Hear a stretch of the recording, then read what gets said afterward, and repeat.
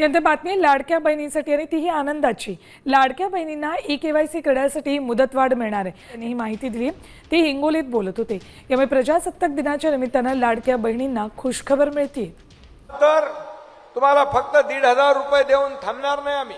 2 महिन्याचे 3,000 रुपये लाडक्या बहिणींच्या खात्यावर जमा व्हायला सुरुवात झालेली आहे। आम्ही ते सुरू केले, अकाउंट चेक करतोय पैसे बरोबर जात आहेत की नाही, आणि त्यामुळे त्याची सुरुवात झालेली आहे। जेवढ्या आमच्या लाडक्या बहिणी ज्या पात्र आहेत त्यांच्या खात्यामध्ये 2 आम्ही आमच्या लाडक्या बहिणींना लखपती बनवणार आहे, लखपती।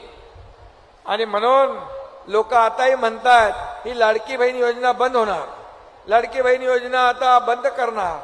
काही लोक काय काय म्हणायला लागले। आता विधानसभेच्या वेळे असंच खोटं फसवलं, पण तुम्ही फसले नाही।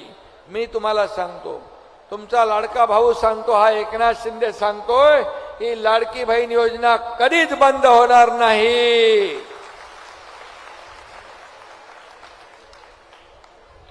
कारण आम्ही शब्द दिलेला पाळणारे लोक आहोत, आणि म्हणून ज्या ज्या योजना आम्ही जाहीर केल्या त्या सगळ्या टप्प्याटप्प्याने आम्ही पूर्ण करणार।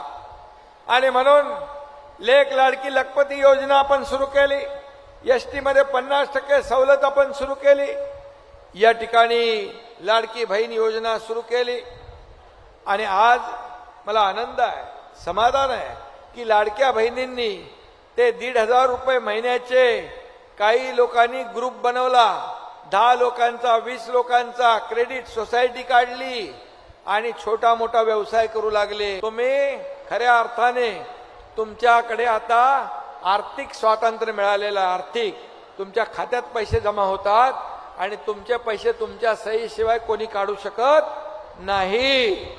आणि म्हणूनच या योजनेचे जे काही पैसे आहेत हे पैसे आपल्याला कायम सुरू राहतील। कोणी किती म्हटलं, कोणी अफवा पसरवल्या तरी सुद्धा तुम्ही काही चिंता करू नका, तुमची योजना कधी बंद होऊ देणार नाही, बंद होणार नाही। आणि म्हणूनच मी आपल्याला सांगतो की मी जिकडे आता कार्यक्रमाला जातो महाराष्ट्रात, सगळ्या लाडक्या बहिणी येतात, ओवाळणी करतात, हे करतात, राखी बांधतात।